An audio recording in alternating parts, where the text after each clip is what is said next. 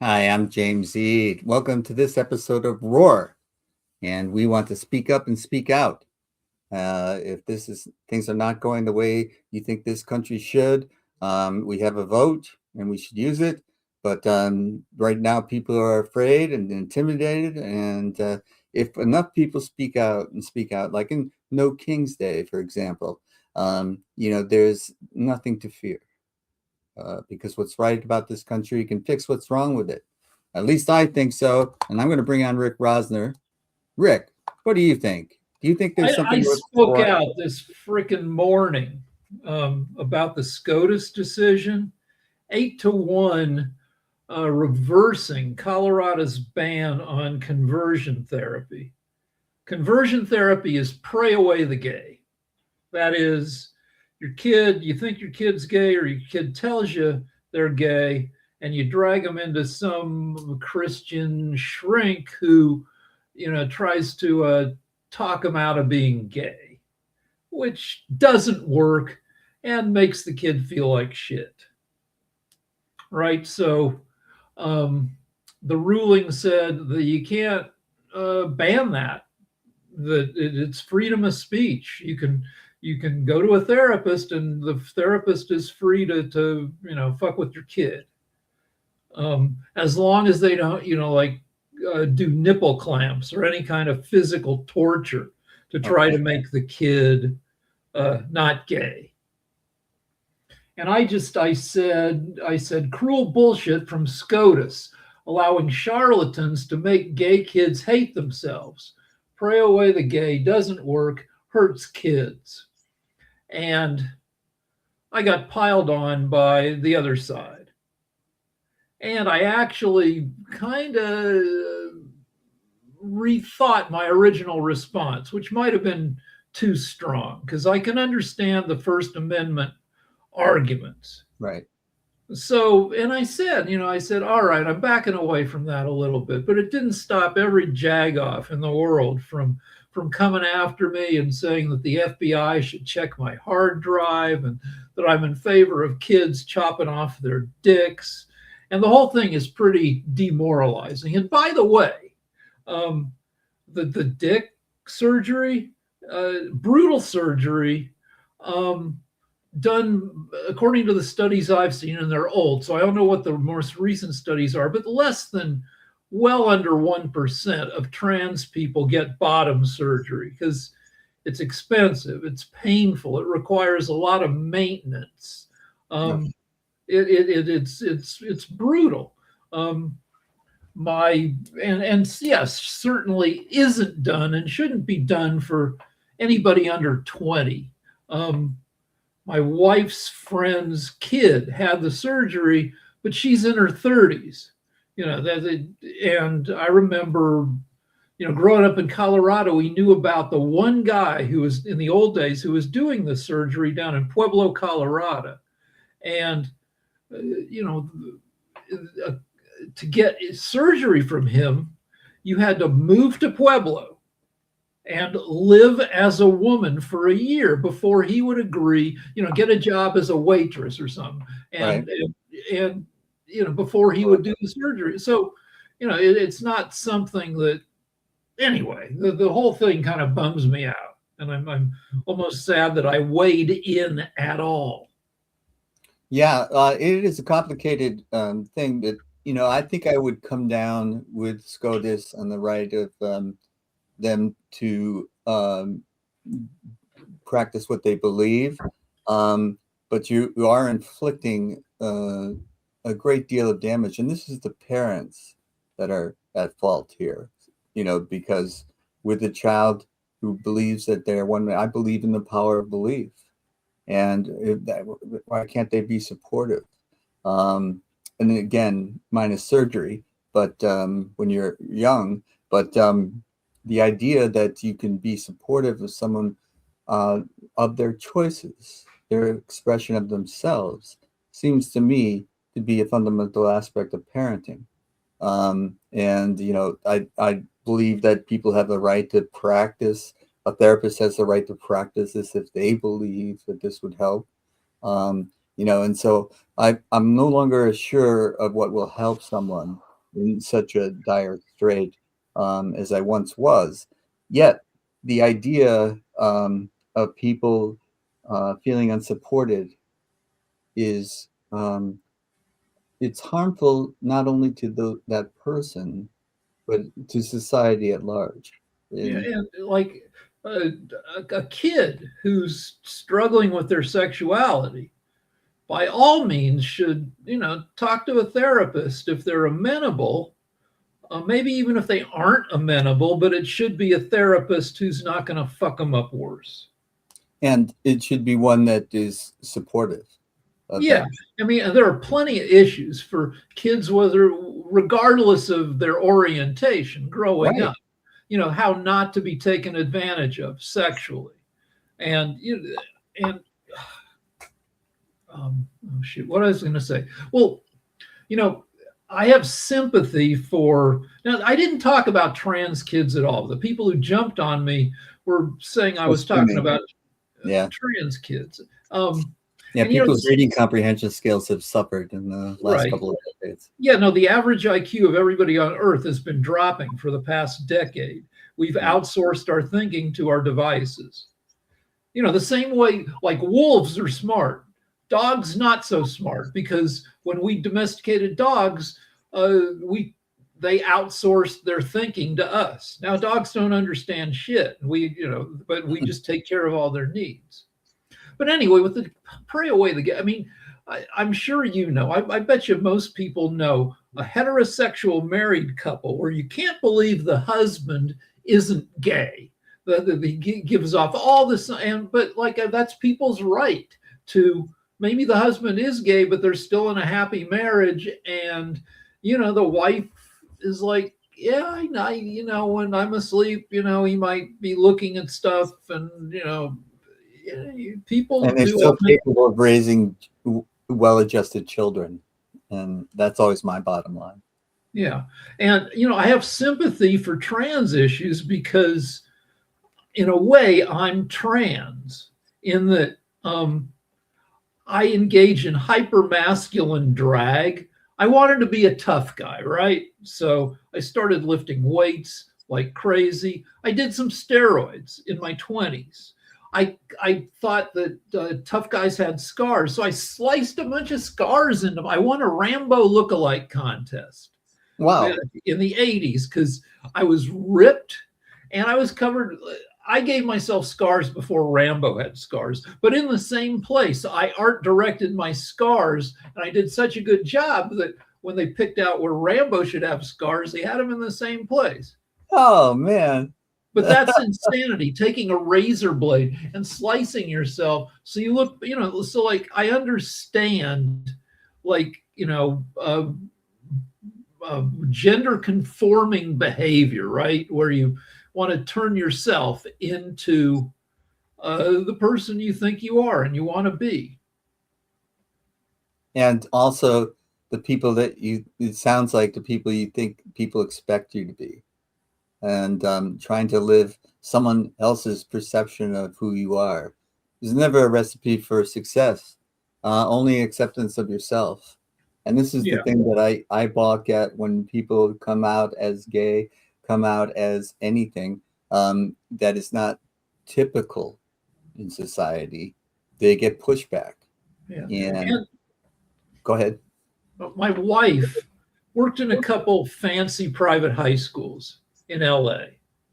And at the second one, because the era as we were rolling into, where trans stuff was, it peaked a few years back, right? Trans awareness and the noise about trans. And there was certainly like some social contagion around trans in this high school where if I'd been going to this high school, like when I was in high school, I tried everything to try to get a girlfriend, to have a girlfriend who'd give me a hand job or something. It was like social affirmation. My whole like self-esteem, self-image was based on I wanted to become cool enough to get a girlfriend. And if I'd gone to this high school where my wife worked, I certainly would have worn nail polish, right? And I would have swanned around because that would have been my strategy to get a girlfriend. The probably the fey guys who were very trans accepting, they probably got to get closer to women. So I would have had a creepy agenda.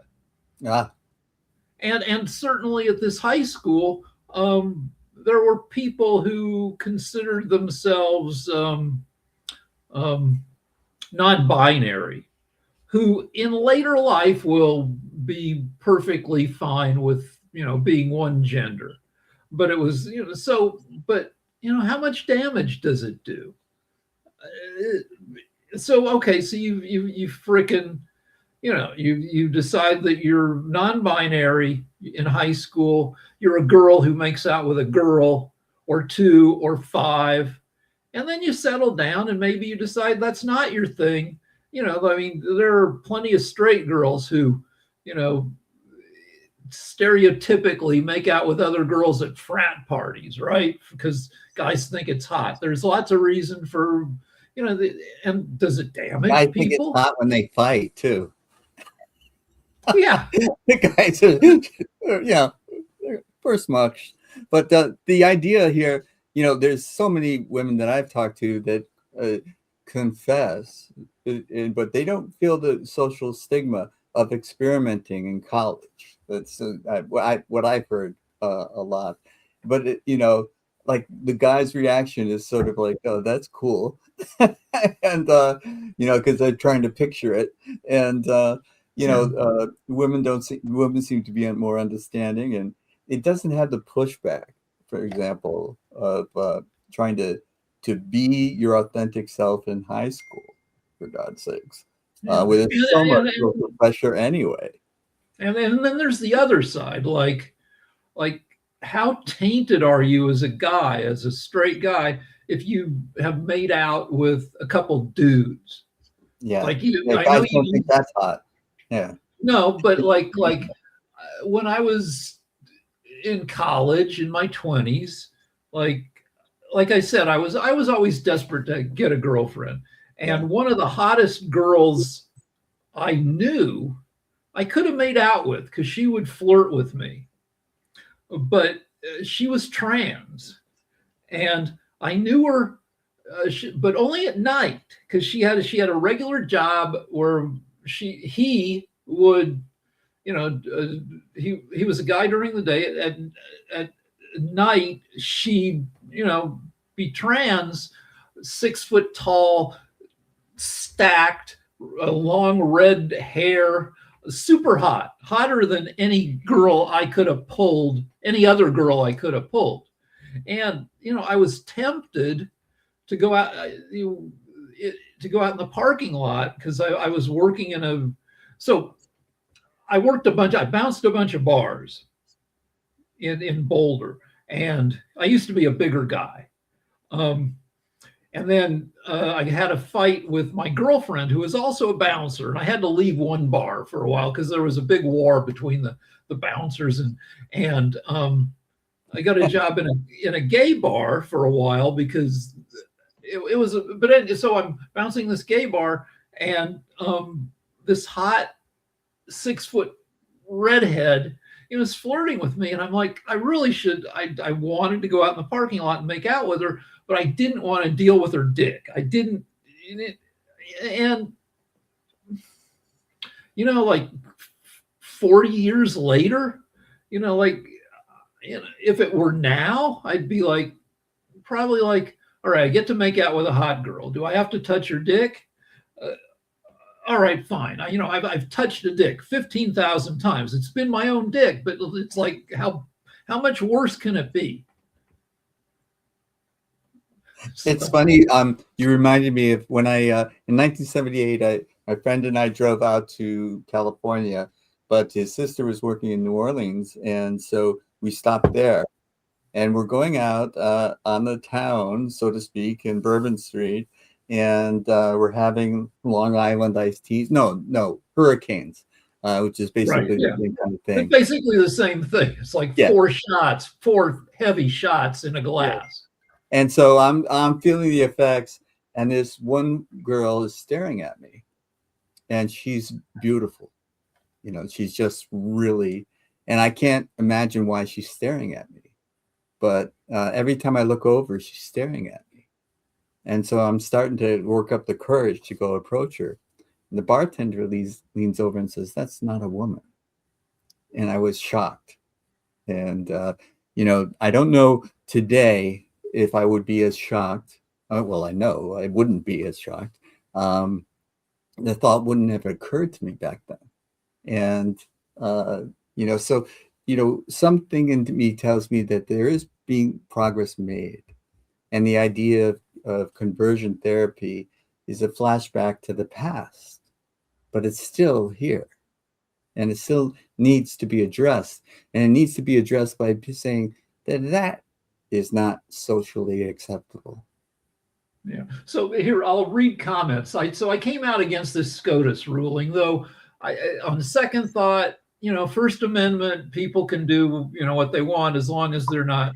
So this Causing harm. ruling was a big blow against the religious ideology of cultist zealots like me, like Rick, who want to make gay kids hate themselves by transing them. So me being against this ruling somehow everybody is saying, yeah, you just want confused kids to cut their dicks off, which is bullshit. Well, But it's that's not what I a get for logical roaring. conclusion to make.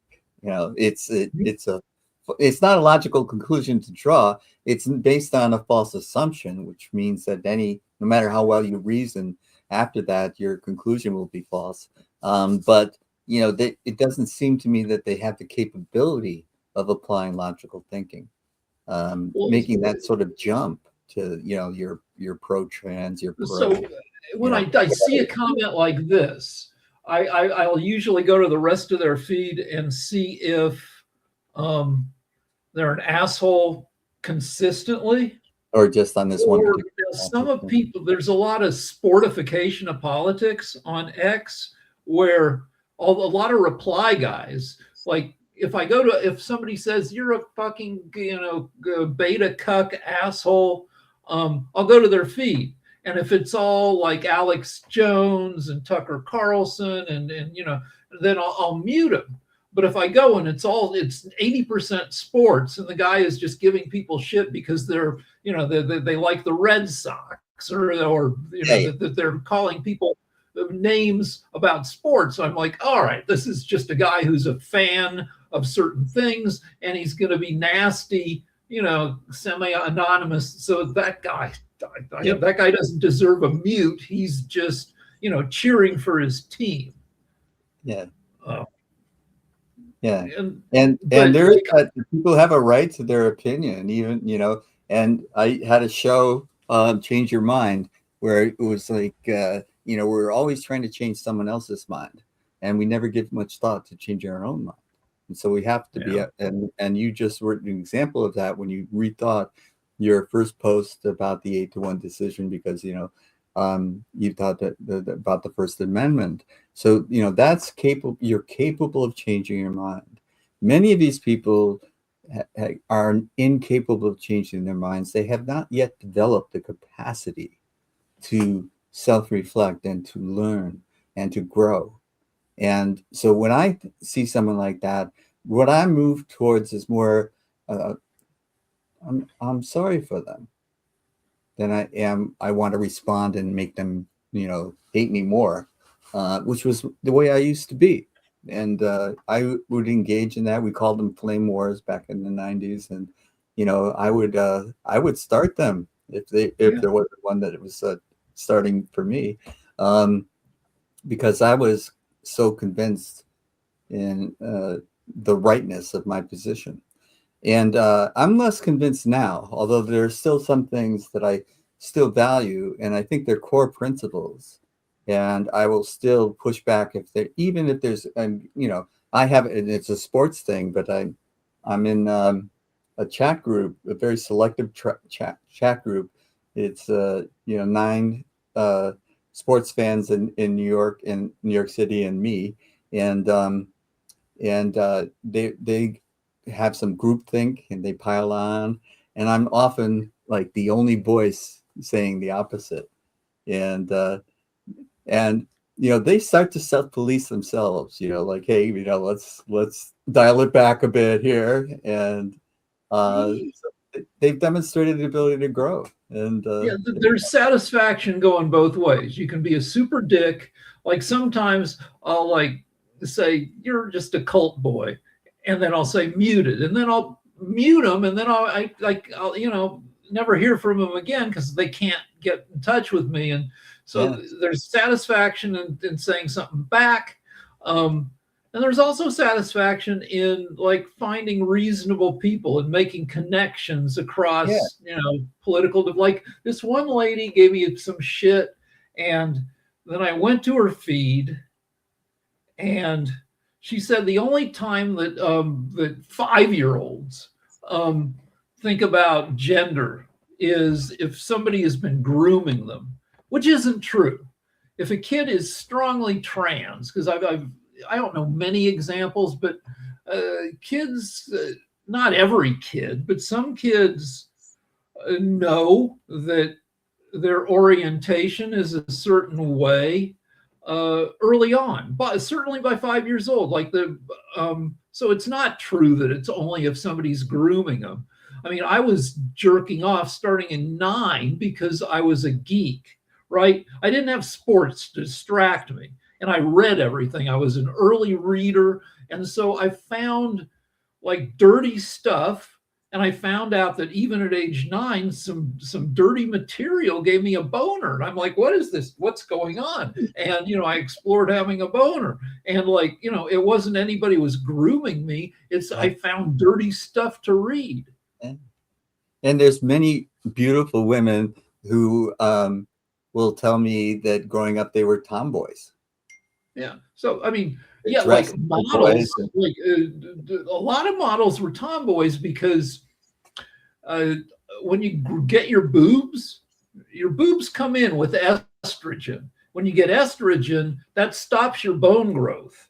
If you're a tomboy and you don't get your boobs till you're like 18 or 19, well, that's what happens to a lot of fashion models who end up being like 5'11, 6'1. They didn't get their estrogen till later. They just kept growing up, and they ended up with like a supermodel body, which is, a Wow. zillion feet tall. Anyway, That's what was my really interesting to me. That's not something I've thought about too, because I watched the WNBA, and I've been season ticket holders to Stanford women's basketball for 15 years or so, and there are a lot of tall athletic women, and I look yeah, at and them as a lot of the times they're not gifted in the boob direction, like Brittany Griner, the one who was, she's like 6'8". She was kept oh, prisoner in Russia for yeah, bullshit reasons, right? correct, correct. There's footage of her hanging out in her backyard, just wearing bikini bottoms, playing, pool basketball and stuff. And everybody in the comments is like, she's a dude, she's a dude. Because she doesn't have boobs. Um, Uh-huh.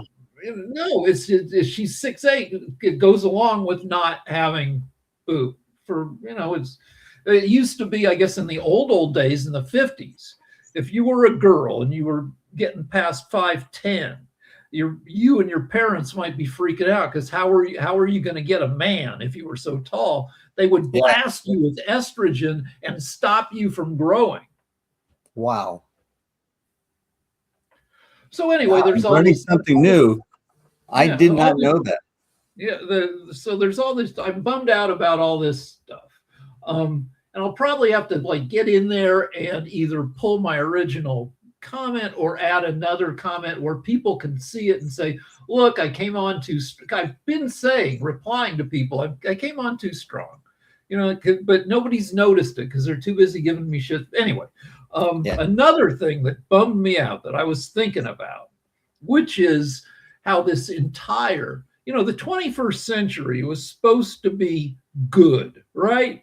We were supposed to, if you look at how science fiction presented the future, we're supposed to be living on the moon, flying cars, like if you look at how Star Trek presents, I don't know, the 22nd, the 23rd century, everybody gets along. They walk, anytime like the crew returns to Earth, which they briefly do, to it's like these wide open plazas with beautiful, swoopy skyscrapers.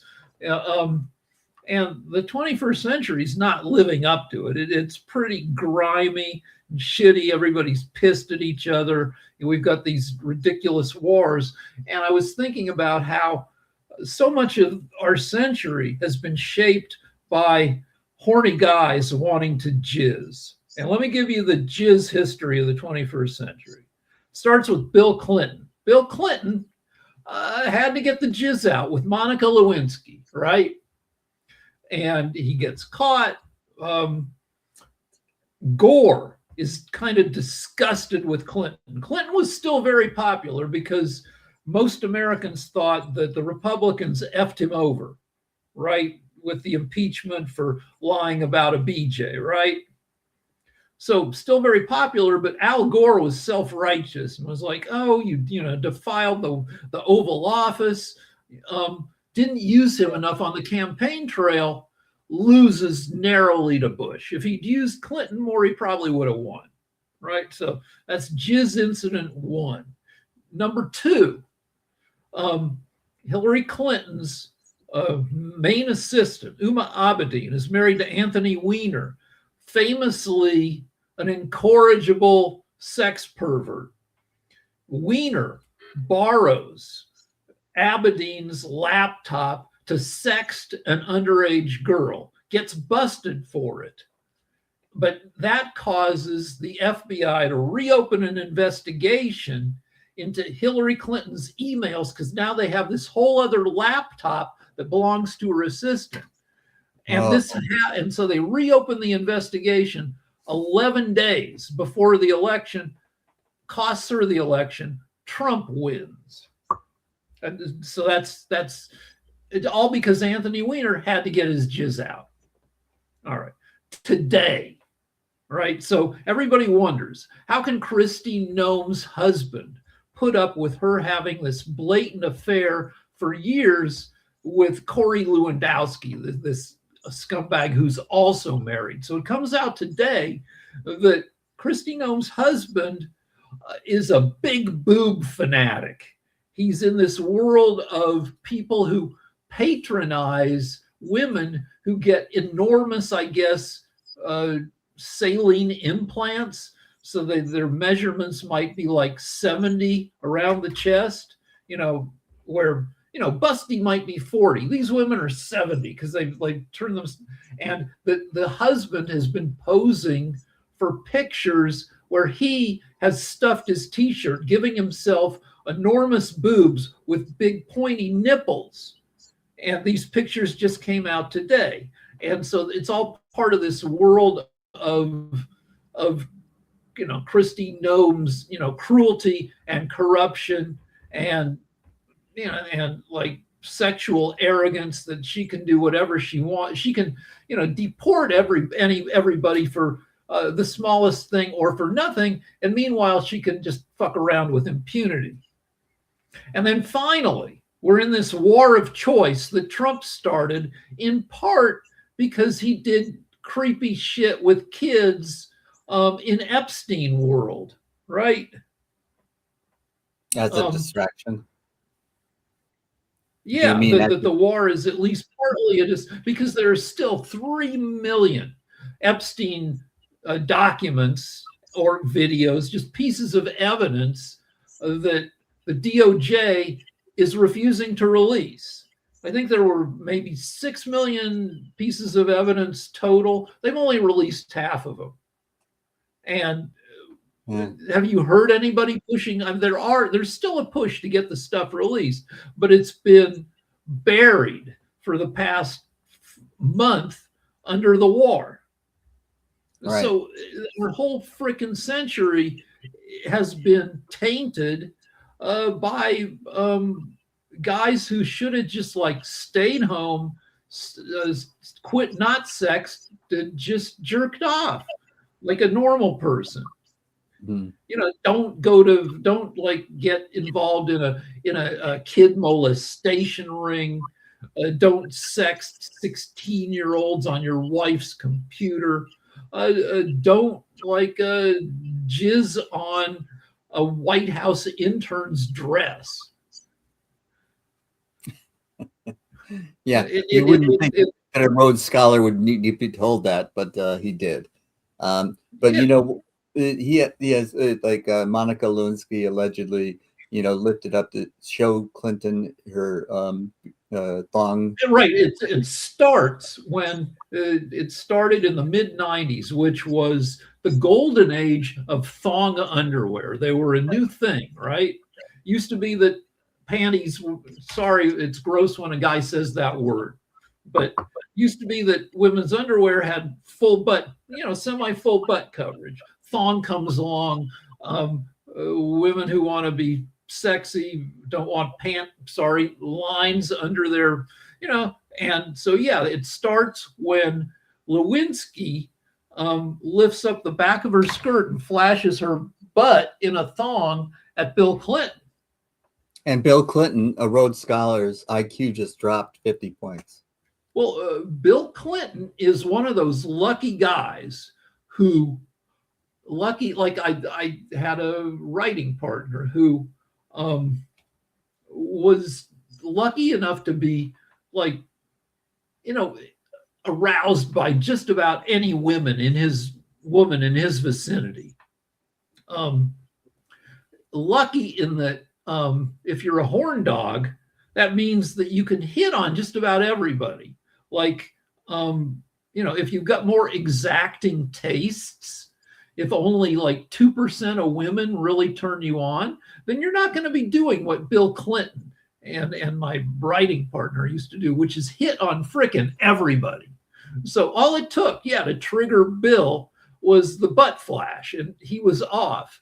And he had noble sentiments. Yeah, he was a Rhodes Scholar, and he fooled himself that he was mentoring Lewinsky. He brought her books, and they had, I'm sure, all sorts of discussions about stuff.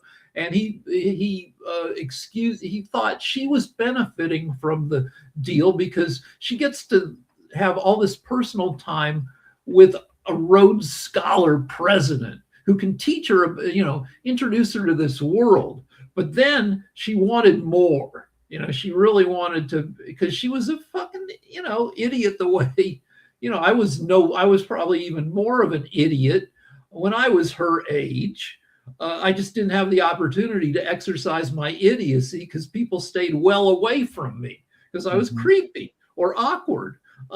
But she did, what was normal for a 22-year-old young woman. She wanted to get really involved and said she loved him and wanted all this stuff. And then he, like, based on experience, was like, oh fuck no, I gotta back, this is gonna be a problem. And so anyway. Yeah. But it's what we're really talking about is how society, we're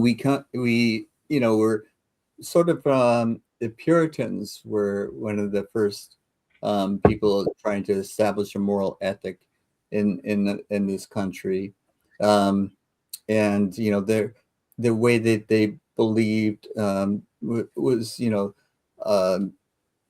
part and parcel. It's still alive in our society. It was that there's one way. Not very many people really believe this, but they're kind of get this sense that it's the right thing to have sex in marriage, in purposes to procreate, and that's the only okay thing. And then, of course, in the '60s, it was free love, and people were thinking that sexual freedom. And so, in between the Puritans and the sexual revolution, there was all sorts of um, behavior of all types imaginable, but it was just not socially acceptable. So it was hidden or tried to keep hidden.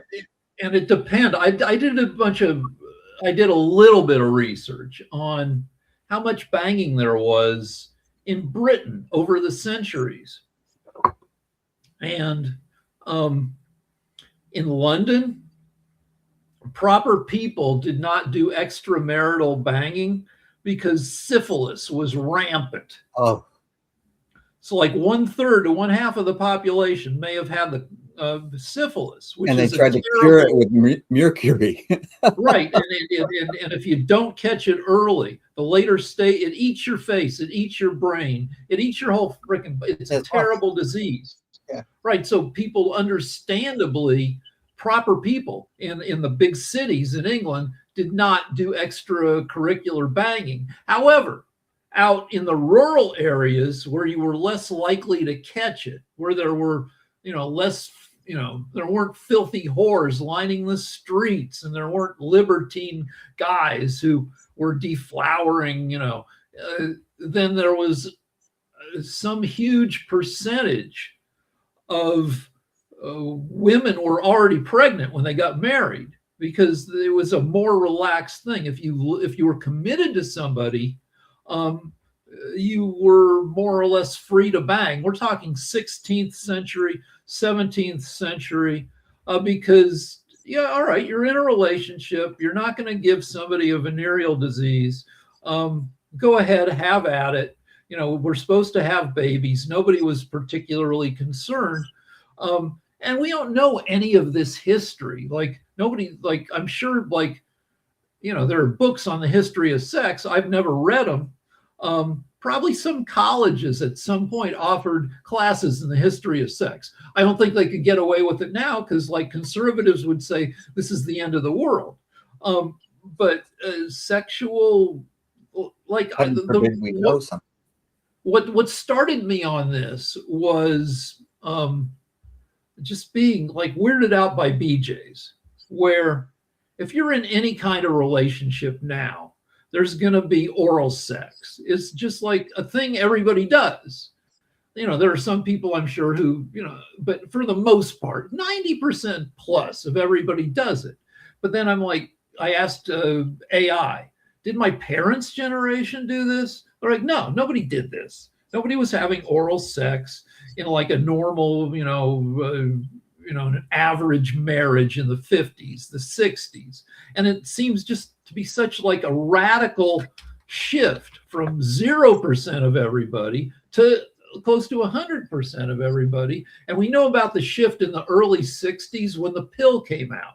Right. Nobody, like, nice girls didn't have premarital sex. They might do heavy petting, which is a euphemism for dry humping and getting jacked off, right? But not the full thing, because the consequences were bad. You get pregnant, the pill comes along in 1960, but for the first like 2, 3, 4 years, you couldn't get a prescription unless you were married. You show up at your doctor's and you say, "Hi, doc, my husband and I, we're trying to, wait a little bit before we have baby." The doctor would give you a prescription if you could show you were married. It wasn't until like 1964, 65 that anybody could get a prescription. And then after that, then it becomes the summer of love, and things loosen up. A huge flip in sexual behavior, Right. And, which we, eventually benefited from. You and I were there to eventually benefit. yeah, there's no question in my college experience, the women were empowered. That they felt empowered, and that way. And that was fresh off of that, wave of we've been repressed for so long. We were told, to keep an aspirin between our knees or something like that. You reminded me when you're talking about old England. There was this episode of Sherlock Holmes with Watson and Holmes are taking a train in the rural part of the country. And Watson says something about, it's so nice to be out of all the moral impertitude of the city. And Holmes looks at him and he says, there is so much worse going on in these rural communities.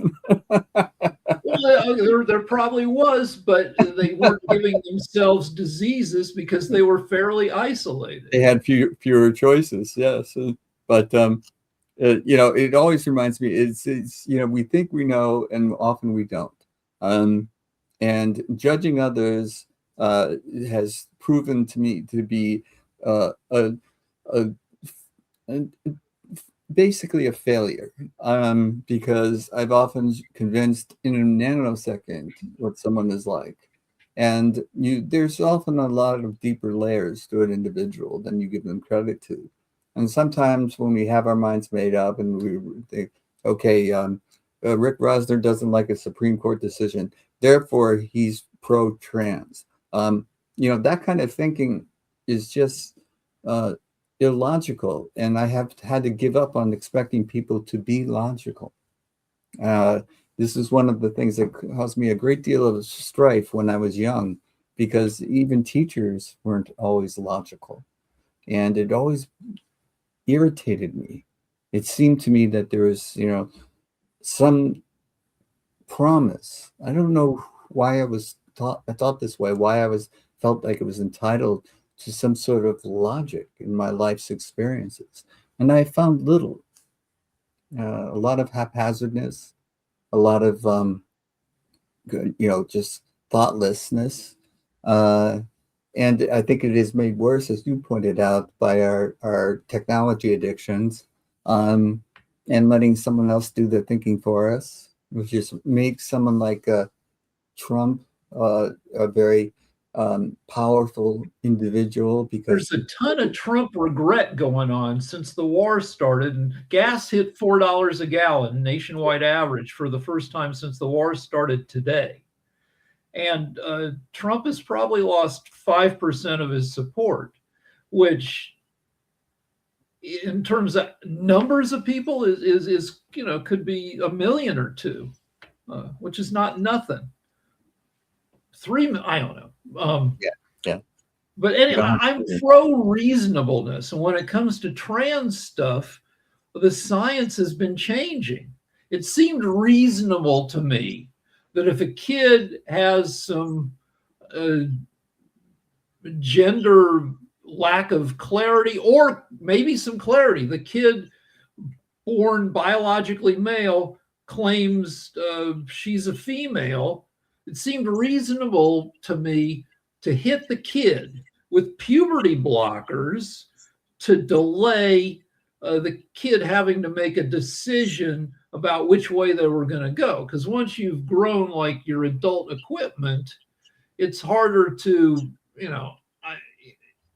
so anyway, the puberty blockers seemed like a way to buy a year or two to think about really what your deal was. And it seemed harmless. Turns out, I guess now, according to more recent studies, puberty blockers are not harmless. I don't know the exact statistics, but they can fuck up your reproductive system, or I guess maybe lead to increased rates of sterility. So that means you have to change your approach. well, the one thing that I'm trying to get across is that, stop it. Someone wants to live their life a certain way. Stop hating them for it. Stop judging them. If they want to live a certain way that's not the way you live, let them live it. Because it's how is it affecting you?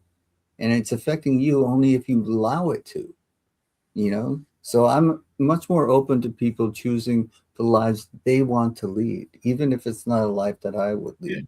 So I mean, on the anti-trans side, anti-trans, the strong, the loud people on social media say, that you got to stop kids from having their tits cut off, from having their dicks cut off, and that doesn't happen, right?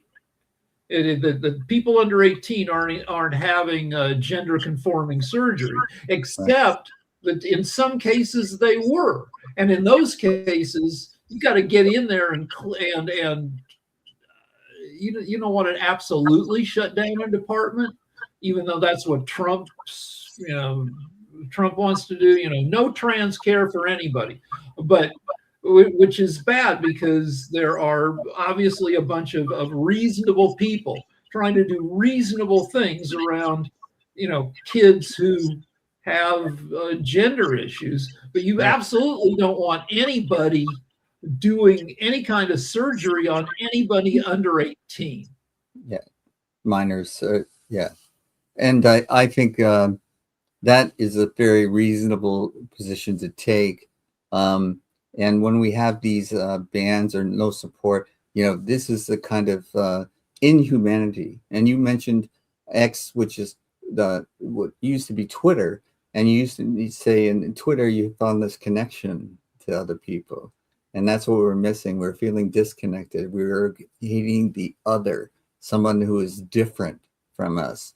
And this isn't, goes back as long as humans were around. If you were another other tribe, you might be dangerous to our tribe. And so, making the other, but people have done that in movies and in literature, and the hatred of the other. And that's one of the things that Trump has managed to exploit. Making the other, the immigrants. Of course, we're a country of immigration, and immigration is what made America great in the first place. But the idea of connecting to other people, and as you said, Star Trek was an example of this. Again, it was the 60s where we were breaking ground in this. It doesn't matter what they look like. Do they have a sense of decency? Do they care about other people, other living entities? And there's a bottom line that we can connect on, and we're so stressed out about keeping the other away from us and extinguishing them. We're the same percent immigrants, that is people living in America who weren't born here, about 1 person in 6, same percentage that we were 120 years ago. We might be at 120 years ago 16%. Now, like, Biden was kind of loose along the border, so it maybe kicked up the percentage to 17, maybe even 18%. I'm sure it's back down now because that's the one thing that he did. The one promise he kept was shutting down the southern border. But we've always had a ton of immigrants. I mean, we're built from it. Yeah. But here's another issue, like, where I'm reluctant to speak out, because that's a lesson I've been learning about more recently on X. Is I don't have to freaking comment on everything. Not everything, like, because it's probably a racist term now, but it comes from Brer Rabbit. You ever heard the term tar baby? Yeah. Tar baby. And it is a racist term, but it was used. Somebody's trying to catch somebody. It's a trick that you build a baby out of something sticky, and people come along and go, ooh, a baby. They grab the baby, and it's made out of tar, and now there's no letting go of the baby. And like so many issues on X are like a tar, or like a glue trap, I guess, is a less racist. You ever seen like a rat caught in a glue trap? It's so terrible. No. It's really bad. I used to work in a bar, and they used glue traps, and the adult rats were smart enough not to step in the trap. Baby rats didn't know yet, and they'd get, oh my God, it was bad. Anyway, because a rat will scream in a way that sounds pretty human. Anyway, a glue trap on X is anti-Semitism and Zionism and Israel, when Musk is a white supremacist. He's an a-hole. And when he took over, he's gradually, and then all of a sudden, he let back in like tens of thousands of people who were kicked off of X for spreading bullshit and hate. And that includes a ton of anti-Semites. But now there was already a high degree of anti-Semitism. But this war, the Gaza war, that's been going on for, I think, 2.5 years. I've lost track of how long it's been. It's either 2.5 or 3.5 years. I think 2. But anyway, that made the hate for Israel much worse, justifiably. Now, Israel had a good reason to go into Gaza after Hamas, but then they prosecuted the war in not a great way. And then on the West Bank, the opposite side of Israel, Israel's been acting like dicks. It's And a hard right Netanyahu government. is a lot like Trump, a criminal guy who goes to war to distract. He's actually been in court for years, being prosecuted for corruption. But anyway, like just a ton of Jew hate on X, and also a bunch of reasonable people who are like, fuck Israel for some of the stuff it does. And then you want to weigh in, but then you like, I'm Jewish. I hate that Israel is, so, contributing to anti-Semitism by, the way it does wages war. And then, so like, I'll want to like comment or give a heart to somebody's, like, what they say about something, but then I go into their feed and then I see their what's called a noticer. A noticer on Twitter is somebody who notices that the Jews secretly run the world. Oh, right. Which is a gross like bit of anti-Semitism.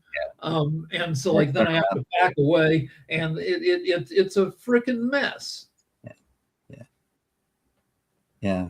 So there, and it's a good check on yourself not to get involved sometimes, and because then your energy is sucked into it, and your conscious thought is robbed from you, and it's the only issue. And all of a sudden, you realize that you could have been spending that time far more productively in a way that was far more beneficial for you and for others.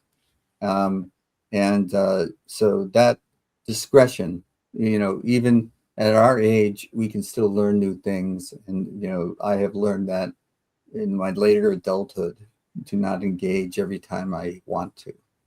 That's a great lesson.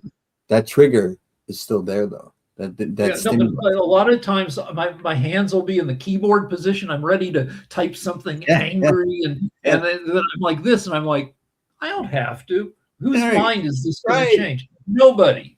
It's just going to get me a bunch of shit from people I don't like, and you don't want in your sphere of influence, anyways. Yeah. So meet people where they're at and say what they can hear, and everybody can get along much better than they do today if we're just more tolerant and more accepting of one another, despite our differences. Because what is similar about human beings is more important than what is different. And, if we stop looking for the differences and start concentrating on what we have in common, maybe we'll be nicer to each other. Well, I've noticed, regardless of how obnoxious somebody is politically, everybody loves dogs. Guilty. So, like even the most despicable MAGA, they like dogs. Yeah. Here's some more. Here's just comments that came in the last couple of minutes. You're not just ignorant. You are dangerously stupid. And so anyway, I got to get in and clean up the mess. Just like maybe throw in a comment. I don't want to have to. I hate like just surrendering by deleting a comment. Yeah. But maybe I'll get in there and just say, Yeah. Well, I try to clean up my side of the street, and that's all I can do. And but I'm not about to try to change someone else's opinion of me. I've given up on that. If they like me, great. And if they dislike me, it's none of my business. Yeah, we are not young guys. So like when I'll like COVID numbers along the West Coast, like I've been like not wearing a mask a lot lately because the COVID numbers are really low and the flu numbers have been dropping to the point where I feel okay. If I'll keep a mask with me at the gym, and if some jagoff is coughing next to me, I'll either move away or I'll put on the mask for a while. Right. But anyway, but like, if I were in my 20s and single, there's no way I'd wear a mask to the gym because that makes me look like a lunatic. And I would never hook up with anybody except maybe a lunatic lady who's also in a mask. Uh-huh. But how would we do anything? We'd be afraid of giving each other Yeah. germs. Yeah, right. Kissing through the mask is not as satisfying. Yeah, but at this point where I'm going to be 66 in about a month, and Uh-huh. I've been married for 35 years, like there's no being cool, you know. Right. Right. Although I still use the cool emoji when I'm texting people.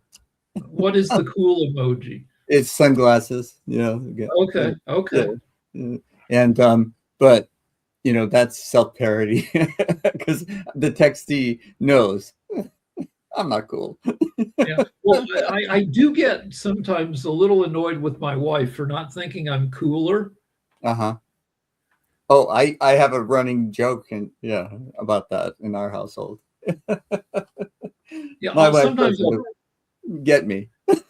yeah, I mean, I can reliably get a laugh from my wife by pointing out how awesome I am. Yeah.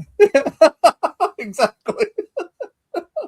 Like I thought my testosterone was dropping because I'm weaker than I used to be. I had it measured. I've still got really good testosterone, and I was bragging about it to my wife. Completely not impressed. Right. I had the same experience. I got my blood levels were all normal. Everything was normal. Wasn't high, wasn't low. And I came back and I said, I have proof that I'm normal. And Yeah. she knows better. Anyways, Rick, thank you so much for the show. We were able to Thank roar, you. and I'm going to take you offline and tell people why we still roar. All right, Rick. I'll see you next time. Okay. All right. The reason we roar is that there are core values that we all share if we're citizens of the United States. And these core values are being threatened. There is an existential threat to our democracy that's going on now, and we cannot tolerate it. We have to speak up, speak out, be heard. Because if we don't, then we're going to just get the government we deserve. So I want to keep you having enough pride in what it means to have been born into a country that values certain values. That's the core principles that have kept us together. And what's right with this country can fix what's wrong with it. So show up and use your voice and use your vote.